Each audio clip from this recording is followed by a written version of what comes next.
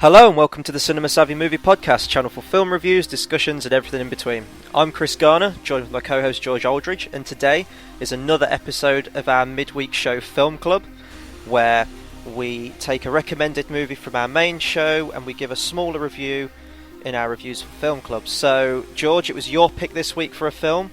Obviously our main show this week was Terminator 1 and 2. So what link did you have between Rise of the Planet of the Apes and the Terminator films? Well, you've got the editor, Mark Goldblatt, who edited both the first two Terminator films, and he also was one of the co-editors on Rise of the Planet of the Apes, so that was a nice little link, and it takes it away from being a really obvious Schwarzenegger film. Yeah, I mean, because before then, I know you said you had about 5 films on your mind that were going to be Arnie linked, but no, I think this is a good link, and, you know, we talked about this film and Dawn of the Planet of the Apes before, saying how much we can talk about them, so I think we needed a review on this at some point.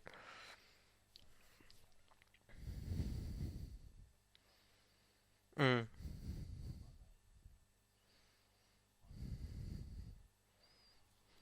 Oh, definitely. And going off that, I think we should go into our thoughts before this film came out. I mean, the trailers came out, and from the trailers, I was completely sold actually, but there was always that level of apprehension there because, and we'll get into this in a bit, but we saw what Tim Burton did with the Planet of the Apes name, and since then it had kind of been a dead franchise. And obviously they were doing something different. We had the CGI apes in this one as opposed to people in costume. And it was obviously going to be an origin story for this new reboot of the series. Although, again, sort of like Mad Max, people didn't know if it was going to be a reboot or if it was going to be a prequel or a sequel in the current continuity we already had. But so I kind of sat in the film at the cinema and I didn't know what to make of it. I went in with an open mind and the credits hit and I absolutely loved it. Yeah, and leading up to this, I've seen the trailers, I was really excited for it. Mm. And I was kind of not brainwashed, but I'd been watching the old films and stuff like that. I was getting really excited, and when it came out, I thought it'd be good, but I didn't think it'd be like as good as it was. Like it's still like blowing me away of like how great it was and the build up. You had proper character development. It wasn't about a big finale, stuff like that, and it plays so well. And it was when I saw it then, it was one of my favourite films. And then I kept the tension. Dawn trailers come out, then you've got that progress, and this seems like the beginning of a potentially fantastic trilogy. Yeah, that's what I was going to say as well, is that this film was so good. I mean, it has its humorous moments, but it takes the origin and the concept of Planet of the Apes and it does it in such a serious and emotional way as well when we'll get into the characters later, but I didn't expect this level of character development from a movie about, just apes taking over the world. And they're taking the story, as of the sequel, they're taking it in such a good pace. Like, you're expecting the end of this first one, Rise, to be them, enslaving humans, to be able to speak English and all that stuff. And even in the second one, they're not completely speaking English. And as you said, if the third film is good in the series, and obviously they'll probably carry it on from there, but this is honestly shaping up to be one of my favourite modern franchises of all time. Because I can't think of a better example of, especially these kind of summer blockbusters, I mean, they come out around the July, August time, to have that level of character development. It's very rare you see that. Usually it's just, popcorn entertainment, just watch things explode and stuff, but there's such a good level of, like, humanity in this film, and themes and questions and morals, stuff like that, that it's this film, but definitely the second one as well, it's sort of a rise above everything else that comes out around that time. Yeah, exactly, and it deals with it perfectly. Especially if you look at it, it's got an August release. It would have been very easy for it to have been sort of swallowed up and not make any money, but it made a decent amount, and the audience actually responds to it positively rather than say, "Oh, this is too much." It's for blockbuster season where you get a lot of kids and younger people going. This was very adult themed, and I think a lot of people I remember at the cinema were a lot older. Mm. Yeah, and I remember the audience reaction to definitely one key scene in the film, which I'll get into for my favourite moment. But everyone was so on board with this film and invested in the characters. And what the film does well is that, let's be honest, the actual concept of Planet of the Apes is quite out there and far-fetched and a bit ridiculous. But what they do is with the origin they give, and the origin takes up most of this film actually, they do it in such a believable way in our modern society and our modern way of life with technology and animal testing, that kind of thing, that you do sort of kind of believe that this could be a possibility, which I think is really like to the film and writer's credit. Yeah, it's not too over the top or oh my god, apes, they're talking and everything. It's done in the right way, and it Mm. kind of introduced it when you get to the sort of the cure in that where you got animals being tested on. That's the common occurrence in real life, so you kind of have that effect where it's not too over the top, which kind of gives you this paranoia. Of course, it won't ever happen, but Mm. it gets the scientific accuracy like very believable, especially when they're testing the intelligence. It's the really human like ones where I forgot what it's called, but you know when they're sort of stacking the blocks. Yeah. Oh, yeah. No, I know what you mean. I can't remember the name. It's the something tower, isn't it? Yeah, and it's like in real life, you know, people do use that to test like intelligences when they're younger or when they're in hospitals and stuff, and to have that on the apes for that is kind of scientific accuracy in a way. Obviously, it's a bit far fetched, but it doesn't unground itself too much. And moving off from that bit with like the tower you were talking about, right from the off, like the first few scenes, I was completely just, I was like, yes, I'm on board with this new take, with the whole apes and the holding cells and the training like that, and the whole medical advancements and stuff like that, and the cure for Alzheimer's as well. They really did a smart way of setting up this story, and we obviously as an audience we know where it's going to lead to, but it was really fun watching this film, seeing how it's going to get to that point, and we're still kind of at that stage as well with Dawn.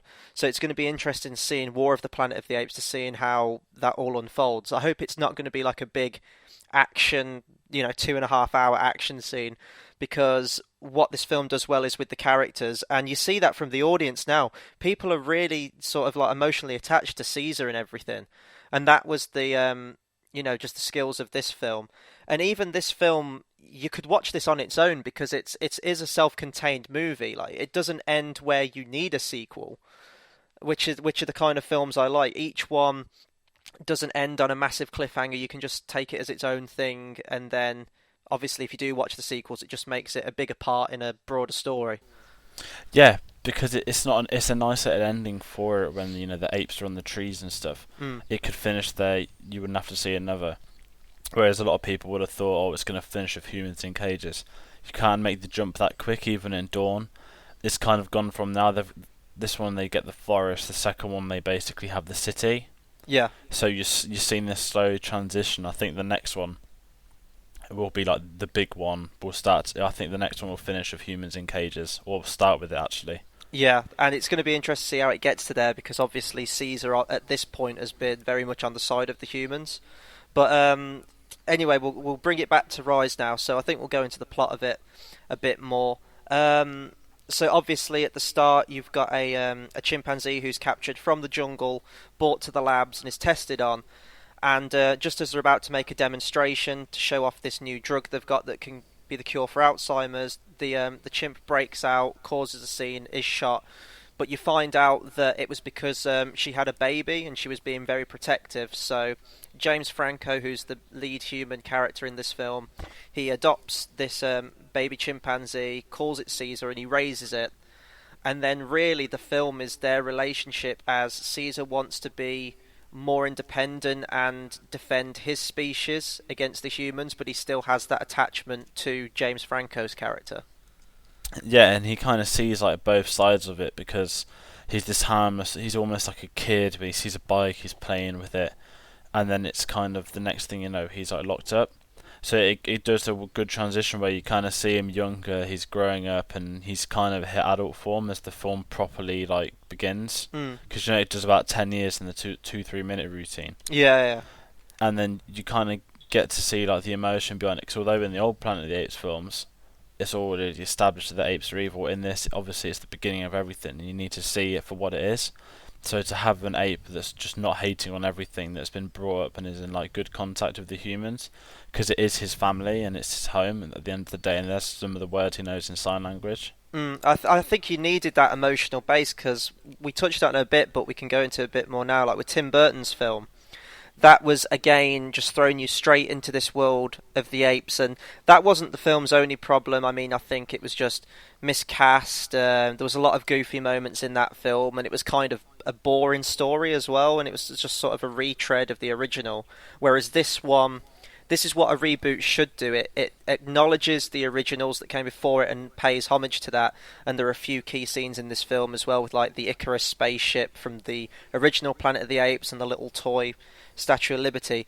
But it takes it in a new direction and does something new with it, to where you can still watch the original Planet of the Apes and go, yeah, they're great films, but you can also appreciate these new ones for what they are.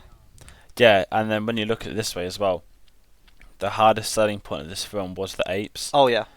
and when you were introduced, because originally they wanted humans in suits, but they said they don't look real enough, and especially like with the modern era, a lot of people would turn it off probably. Mm. They wouldn't want to see it, so the risk of one of the first big films to rely on motion capture was this, and the way in which it's done kind of boosts the film as a whole, because at times you don't know. Obviously, it's CG, Mm. but you can see how realistic the apes are, and it just gives this like believance to it. Yeah, and this is one of the exceptions to a film because you know it seems like every review at some point I have this big rant on CGI. But although one of the things from the Tim Burton films, the makeup in that film is fantastic for the apes, and even in the originals, you know, for the time they were done, I guess. I mean, it hasn't aged well now, but I don't think this film could have worked with people in suits. It would have been too far fetched to see them up against the humans. So I think CGI was definitely the best route to go. And the fact is, the CGI, I believe Weta Digital did the computer graphics for this film, is so good that even when you know you're seeing a CGI chimpanzee playing off against James Franco, you believe it's there. You just suspend your disbelief the whole movie. And obviously the computer graphics got better with Dawn. But even from this one, like for example, one of the other apes that's brought into the movie later on, Maurice the orangutan, it looks almost photorealistic at points. And there was that great bit from the trailer with Caesar as well, where he's sitting in his cell and he kind of looks up slowly, and you just believe it's there because the effects are that good. Yeah, and it's the detail, like the even on like the eyes. It's almost as if it's probably took them months and months and months to get it right, because they've got the little things like the wrinkles. And although it doesn't seem like much, the final product is so good, and it definitely worked. I mean, it would have harmed it completely to have had the humans in suits, especially this is the first film when it's say 80% humans, 20% apes. If you know Mm. what I mean. So that was the big risk they got right. But then what you got to say is, the credibility. It's got to go to Andy Serkis and the motion capture Oh yeah. performers, because they give the performances which makes it believable. Yeah, and that's what I was going to bring up is the fact that because they were motion capture, I think that helps you as an actor because you are still playing off against someone. And it's just great to see Andy Serkis's career and how it's sort of evolved over the years. I mean, when he played Gollum, he was just sort of a no-named guy in a ridiculous sort of scuba diving suit, crawling around on all fours being Gollum. And he gets the gig for King Kong as well. Moves on to this, and now he's gone into like second unit directing with the Hobbit films, and now he's going to be a director himself. So it's really cool to see how he's progressed. But obviously, motion capture's just evolving all the time, and it's being used a lot more now. And I hope at some point it gets more recognition, because when you break it down, it is still an acting role, and Andy Serkis is definitely one of the best, whether he's in a motion capture suit or if he's on screen anyway. And it'd be nice for the Academy to eventually sort of recognise it as its own art form more in the future, but I think it's still very much in its infancy as a software and its integration into movies that I think we'll get there eventually, but I think it's going to take a good few more years before it's more respected. Yeah, I think this was the one. You had Gollum, which was the kind of main starting point. There Mm. was minor award stuff. You didn't really get the mocap sort of talk because wasn't used enough then. Nowadays, it's used so much.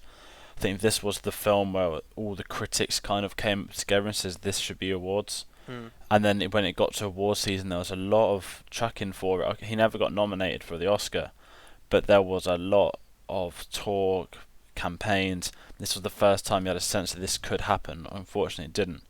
However, since this, it's kind of come on, and they're starting to recognise it. I think the way I see it, they're so up themselves. They're never ever going to include it. But I could see, give it 5, 10 years, I could see its own category. Yeah, I think what it is at the minute is that there aren't enough films in the year for it to be its own category. I think you need a good like maybe 10 films a year at Yeah, least before this can become its own category because as such these are kind of few and far between each year, I think. yeah, and they take a lot of time to start announcing new awards. I mean, they did. I think visual effects used to be like a special award, like it wasn't even contenders. And when it properly kicks out of Star Wars, I think there's only 2 films up for nomination. It's just one of them where I think it's got to grow towards the industry, and we're slowly getting that now. Mm. And I think obviously Andy Serkis is going to be motion capturing in Star Wars. I think the main franchise that's starting to use it in a few years, it will eventually crack on them. And I think the Academy's changing itself anyway now because they've gone out and apparently given out record invites to be a part of it. Yeah, and I mean we've got James Cameron with Avatar as well, the motion capture in that, and when he gets to Avatar 2, 3 and 4 it would probably have been perfected a bit more. And then Andy Serkis's Jungle Book as well, I think that's going to be entirely motion captured as well. So it'll be interesting to see how the technology's evolved since then, but I mean, you've got to give credit where credit's due. Andy Serkis in this film, and even more so in the second one, I'd say, because you see him in like interviews and stuff, and he does so much research for the roles he plays, like with King Kong, and I guess he did the same for Caesar as well. Like he went and studied the apes and their environment, and because he's a method, he takes that on board and he really gets into the mindset of the character. And you see him on set with all like with like the he's got the headpiece on with the microphone and the suit, and on the surface it looks ridiculous, but he just gets so into the role that even when you see him without all the special effects added on after, you still believe that he's playing Caesar. Exactly, and the credit of this as well, I want to talk about the performance is the other actors work well with him. Yeah. It's not one of them where you can see them struggling in the background. The motion capture clearly helps because they are still working with someone. But I think to have an actor of the caliber that knows how to do motion performance, it improved it. Because when he's on screen, James Franco, this is the James Franco that everyone thinks is always high and stuff like that. He seems like he's going for it, and their chemistry works well together. Although he has virtually no dialogue. We'll go into the human characters more now, I think. James Franco, yeah, he's one of those actors that I think he's always the best part about any film he's in, even if even if the film's not that great. But in this, you really do believe it. Like, you could have thought they could have recast him, he may have been miscast, sort of like how Jack Black was, I think, in the King Kong film. But no, he is so good, and what the strength of that is, it's the writing and the relationship that is built from James Franco to Caesar, because, I mean, he adopts this baby chimpanzee, and he's with him all the way through his growth. So he is, in effect, Caesar is kind of James Franco's son in this film. Yeah, and that's what he sees him as because James Franco's adopted him where it was either Franco's choice, Caesar will die at birth or he will be a part of him.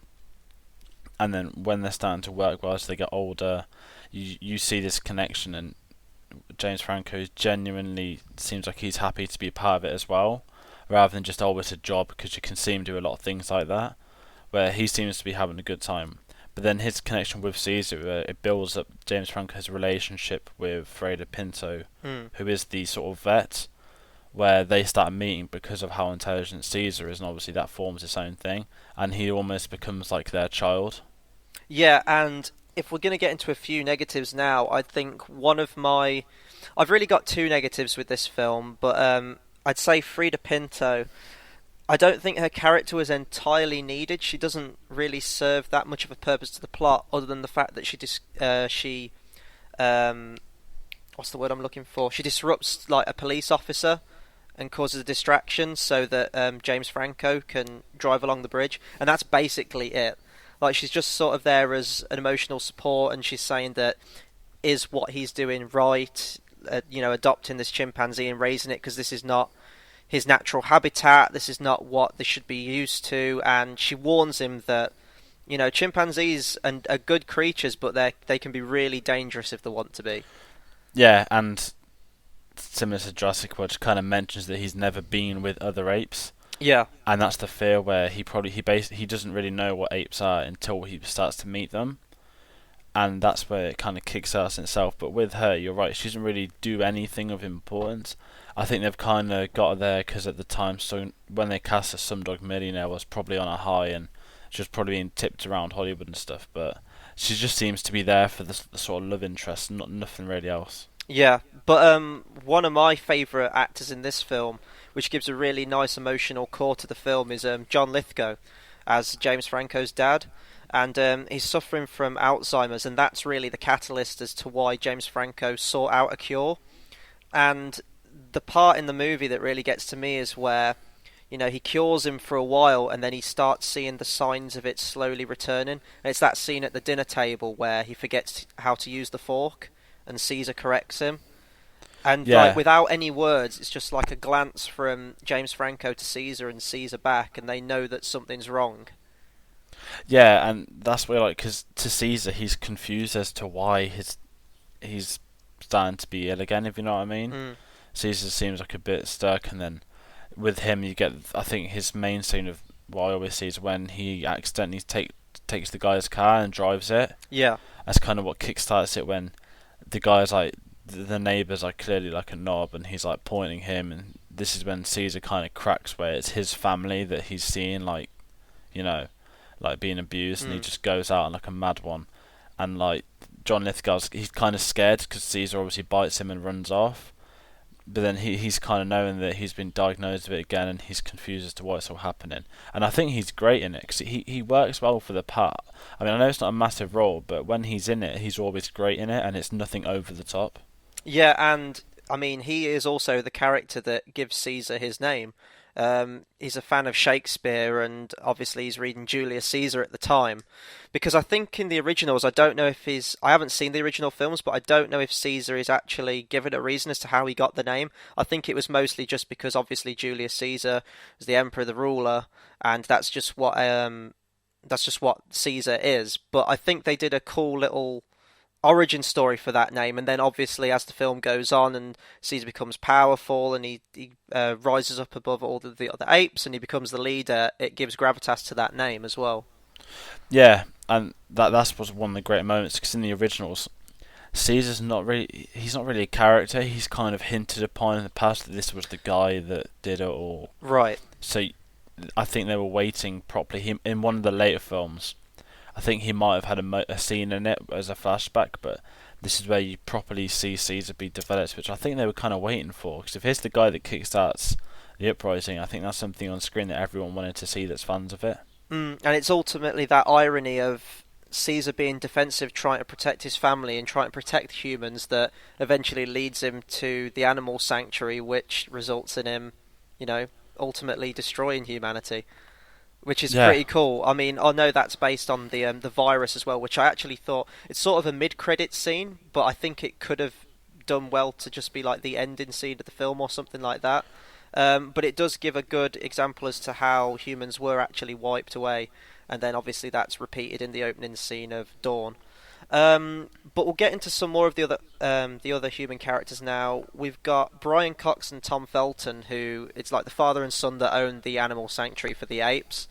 Um, Now Brian Cox is amazing, but if I were gonna give one criticism to this film, it would be Tom Felton and the fact that the bad humans are very two-dimensionally bad. Like there's no humanity to them. There's no grey area at all.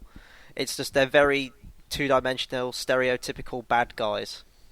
yeah. I mean, Brian Cox. I wouldn't really say he's the villain. He's kind of just there, like it's his job. Mm. Where he doesn't obviously care about the apes. He just kind of wants the money because he shades in once or twice doing that. But Tom Felton's just there, where I'm this evil guy, blah blah blah. I mean, obviously he played Malfoy. He's essentially Malfoy as well, where he's just abusing all the apes and thinking it's funny. Mm. So what they do there by having him so two-dimensional, it builds it up for when the apes eventually escape, and it has like one of the coolest payoff deaths you'll see. Oh yeah, and also one of my favourite moments, but I'm going to save that for the our favourite moments section. And then with that as well, you've got, I'm going to try and pronounce this correctly, David Oyuelo? David Oyelowo. Oyuelo, yeah. He's I really liked his character, and obviously this came out before he'd obviously made Selma and has become a bigger star now. But I thought he was great in it, and you kind of see it from his perspective because he is sort of naive when James Franco's saying, "Look, don't test this stuff out because it's going to go wrong." Hasn't been fully tested, but ultimately he's running a business, he's running a company, and he's just looking at the money factor of it. James is saying that James Franco, you'll be famous, you'll get the Nobel Prize for this, but we're in it for the money. Yeah, and that's the thing. 'Cause when Caesar's mom escapes and goes mental, he shuts it all down straight away. Then Q 5-10 years later, he's like, "Oh, you've been trying it at home and it works. Let's get loads of apes in." Yeah, So it's the very obvious businessman type character. But then what you get of this is it plays into it in Dawn a lot more. You get the creation of one of my favourite villains of the past few years, which is oh yeah, Cobra. yeah, Because straight away this scarred face is obviously been tested on a lot, and it gets to sort of the intelligent spray stuff or the Alzheimer's cure. mm-hmm. And there's this moment when he just writes his name. Mm-hmm. I've forgotten what it is It's on the Jacob, wall. I think, isn't it? That's it. It's Yeah. Jacob's, and then he's kind of like terrified at the fact that the ape can draw and is just staring at him. So they're kind of building up him. But it's also like, it's not my favourite scene, but one of the best shots from the trailer was when he walks into work. He looks up and there's like 5 flights, Oh yeah, and it's all just the apes waiting for him. It's just quality. yeah, and they really play up that threat towards the end of this film, and we can move into some of the apes now as well, because I think this is a good jumping off point. We don't get all that much of an interaction between Caesar and Cobra in this movie, at least, but they do it in a few shots where they are setting up that rivalry. I believe there's a point at the end where, well, the main bit is where David Oyuelo's character is in the helicopter and it's hanging off the bridge. And Caesar walks up to it, but he walks away and he gives Cobra the nod to kick the helicopter off the bridge. So there's that scene there, so you can kind of see that Cobra is his next in command. And also the bit at the end where Cobra's about to attack and kill James Franco, but Caesar jumps down and shuts him down. Yeah, the bit with the apes is when you kind of introduce to Rocket, where they talk about the most powerful apes in control, where Caesar kind of beats him down, and you kind of get that Cobra knows that Caesar's the alpha male, and that kind of plays into the future, into Dawn. But that's how he's got his like firing command post. Cobra knows he's not going to mess with Caesar, especially when he's first introduced to him. He's got the gigantic the ape with him, which I've forgotten the name of. The gorilla. That's the one. Yeah, Buck. Yeah, who has the ultimate hero sacrifice. Yeah. Oh, that was in the trailers as well, and that bit's great. And I actually want to talk about the action scene, but I'll just go into the apes a bit more first. But you're right, with Rocket, he doesn't get all that much to do in Dawn, but it's nice to see the foundations of it, where Rocket starts off as the alpha male, and he keeps Caesar down. Caesar eventually rises up, but they find that mutual respect. It's that it's a really cool thing they do. It's a recurring thing in this film. It's the hand gesture. Yeah. And they do that at the end, and then right from there, you see in Dawn that Rocket's a loyal supporter of Caesar, and they find that respect. Maurice as well, he's one of my favourites in this film, but he seems to take a liking to Caesar right from the off. And then in the second film, he's sort of the teacher character for all the young apes and an advisor character. And Buck as well, yeah, man, Buck gets it rough in this film where he gets shot, but I thought he was a pretty awesome character, and obviously he's like the muscle, the bodyguard character for Caesar. Yeah, it's when he sets him free, like they kind of tease him for the whole film, where he's in his cage and Caesar lets him loose, and from there, Caesar's already worked him out that he's his. What I like in Maurice is that he doesn't need the Alzheimer's cure to become intelligent. He's kind of been on the circus, so he already knew sign language, which kind of straight away he would have spotted Caesar from all the others. Yeah.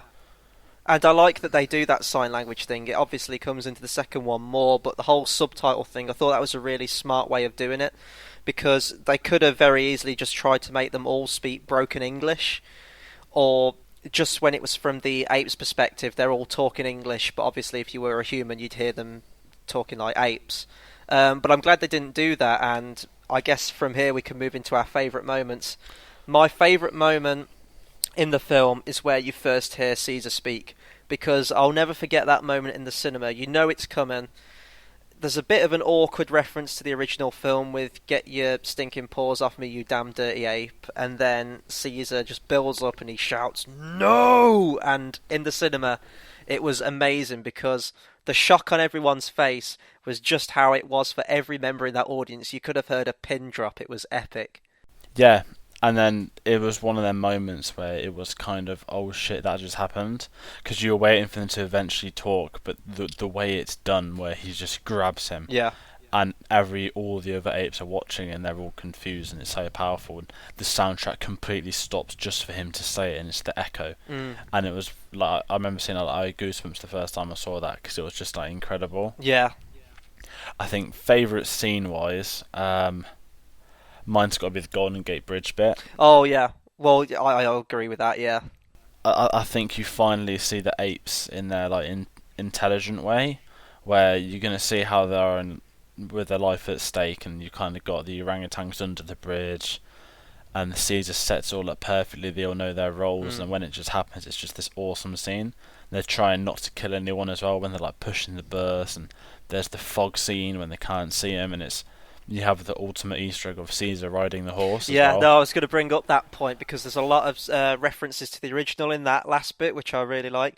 And some people may think that it's a bit cheap for a Planet of the Apes film to have a big action set piece at the end, especially because it's sort of like modern blockbuster action. But it is done so well, and it's earned because you followed the characters up until that point, and you know you kind of want the apes to get freedom at the end, so you're rooting for them as well. But yeah, everything you just said, like Caesar, he's commanding his troops, he's telling some to take the top of the bridge and some to sneak under, he's got it all sorted out.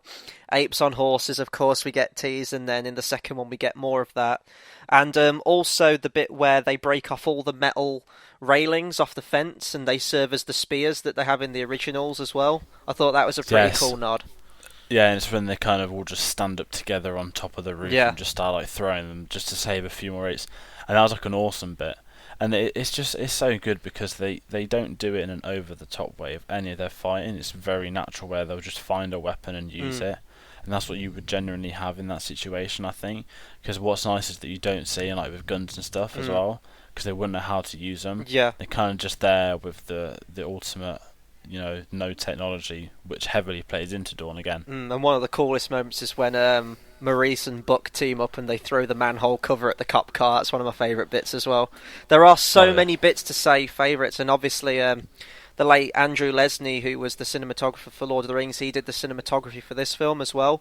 And just from this conversation, there's loads more we haven't brought up. There are so many good, solid scenes and images. One of them that comes to mind is the bit where Caesar's being taken through the zoo, and all of the apes just suddenly go silent and stare at him, and they like play up that tension right from the off because you know how it's ultimately going to pay off. There's just so much in this film to talk about that we haven't even covered loads of the best scenes in the film, but it is a great film. So this is where we kind of end all of our film club reviews off.